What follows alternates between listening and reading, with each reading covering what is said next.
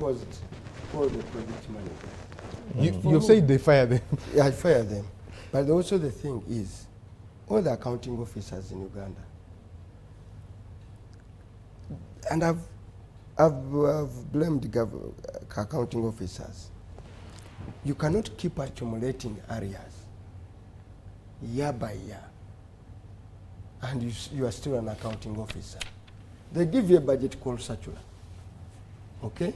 Give you indicative figures of what you are supposed to spend on.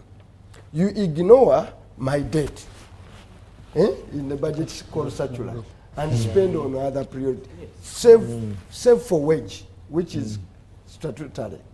But you look at accounting officers that they ignored an outstanding debt and they budgeted for new items when you have not paid. Now, and as you come year in, year out, that's what you do.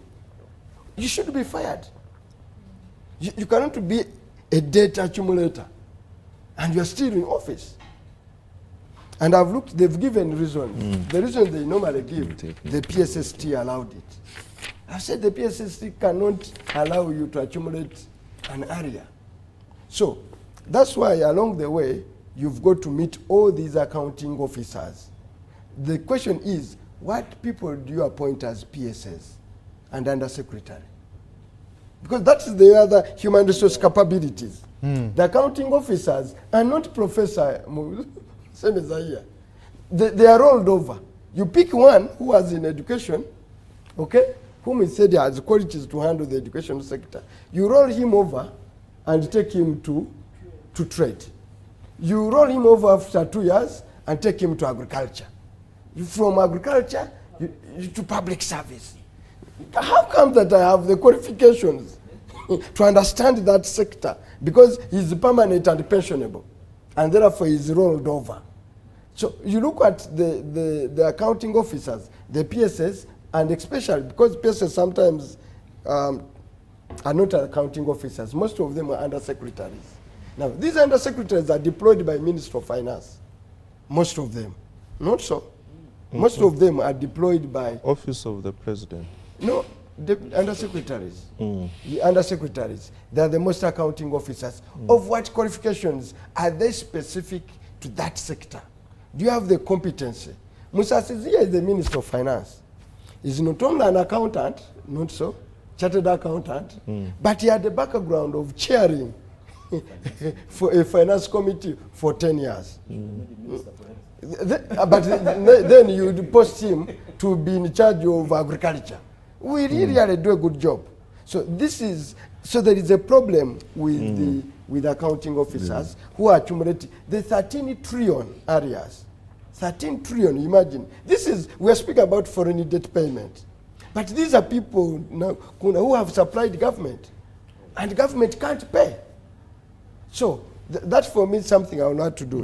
The other thing that we want to do is what is the receivables of government.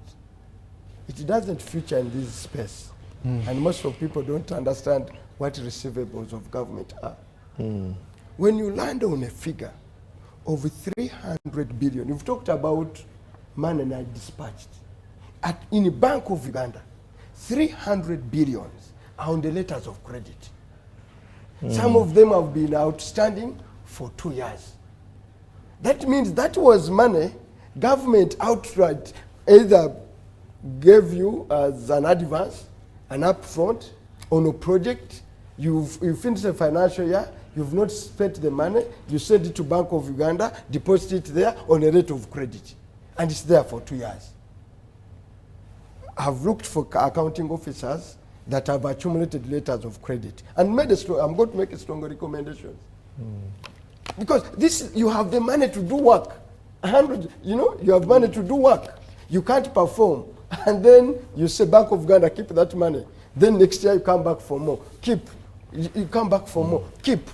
So you are speaking about undispatched. There are letters of credit in government receivables. And do you know the total? 7.7 trillion.